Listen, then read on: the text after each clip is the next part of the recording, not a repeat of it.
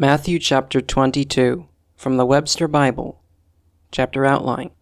The parable of the marriage of the king's son, the calling of the Gentiles, the punishment of him that wanted the wedding garment. Tribute ought to be paid to Caesar. Christ confuteth the Sadducees concerning the resurrection, answereth the lawyer, which is the first and great commandment, and poseth the Pharisees about the Messiah.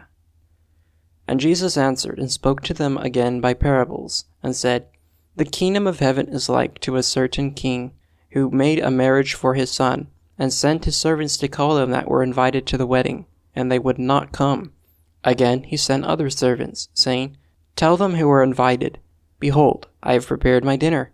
My oxen and my fatlings are killed, and all things are ready. Come to the marriage. But they made light of it, and went, one to his farm, another to his merchandise. And the remnant took his servants and treated them spitefully, and slew them. But when the king heard of it, he was wroth, and sent his armies, and destroyed those murderers, and burned up their city. Then he saith to his servants, The wedding is ready, but they who were invited were not worthy.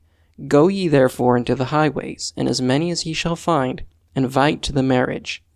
So those servants went out into the highways, and collected all as many as they found, both bad and good. And the wedding was furnished with guests. And when the king came in to see the guests, he saw there a man who had not a wedding garment. And he saith to him, Friend, how camest thou in hither, not having a wedding garment? And he was speechless. Then said the king to his servants, Bind him hand and foot, and take him away, and cast him into utter darkness. There shall be weeping and gnashing of teeth.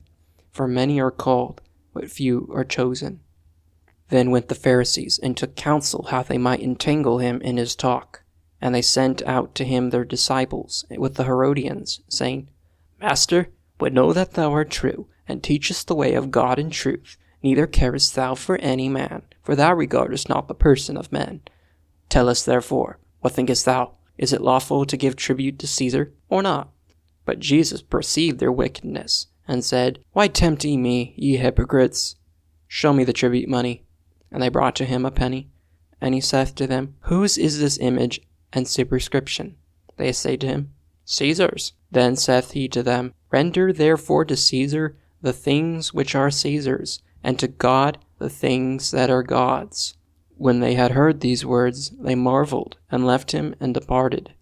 The same day came to him the Sadducees, who say that there is no resurrection, and asked him, saying, Master, Moses said, If a man shall die, having no children, his brother shall marry his wife, and raise up seed to his brother. Now there were with us 7 brothers, and the first, when he had married a wife, deceased, and having no issue, left his wife to his brother.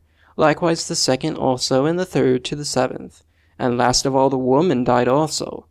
Therefore in the resurrection, whose wife shall she be of the 7? For they all had her. Jesus answered and said to them, Ye do err, not knowing the Scriptures, nor the power of God.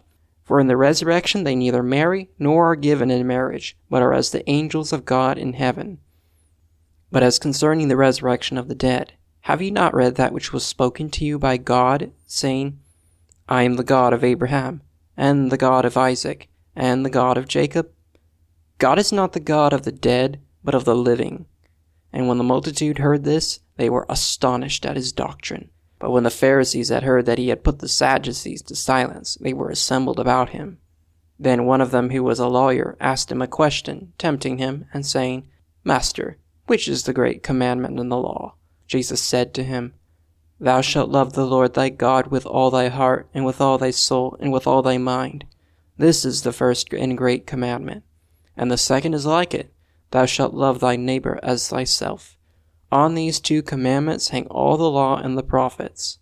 While the Pharisees were assembled, Jesus asked them, saying, What think ye of Christ? Whose son is he?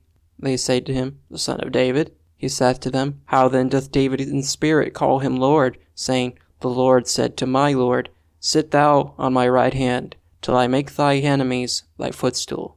If David then calleth him Lord, how is he his son? And no man was able to answer him a word. Neither durst any man from that day forth ask him any more questions.